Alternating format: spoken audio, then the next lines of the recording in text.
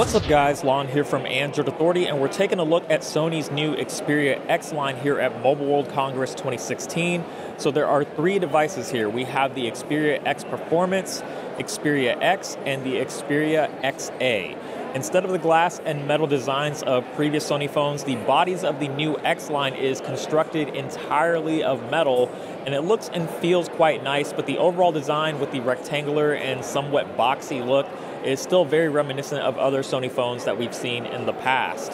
The Xperia X Performance is the highest end model of the bunch. It comes with the latest Snapdragon 820 processor, 3 gigs of RAM, a 1080p display on the front, waterproofing capabilities, and a fingerprint sensor embedded into the side-mounted power key, which we weren't able to test out because the demo units were pre-production, but we assume it probably works just the same as the Z5 Premium.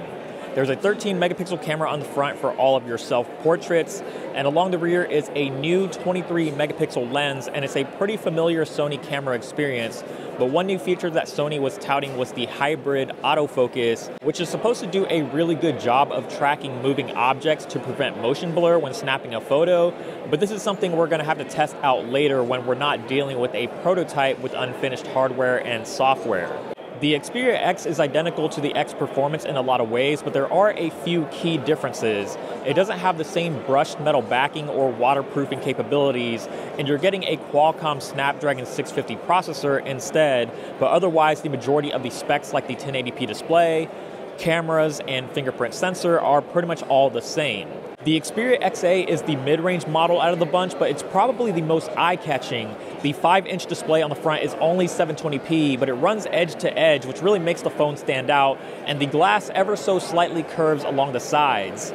The rest of the specs are also fairly run-of-the-mill. Instead of a Snapdragon processor, you're dealing with a MediaTek chipset, 2 gigs of RAM, 16 gigs of internal storage, micro SD card expansion, a 2300 milliamp hour battery, an 8 megapixel camera on the front, and a 13 megapixel camera on the rear.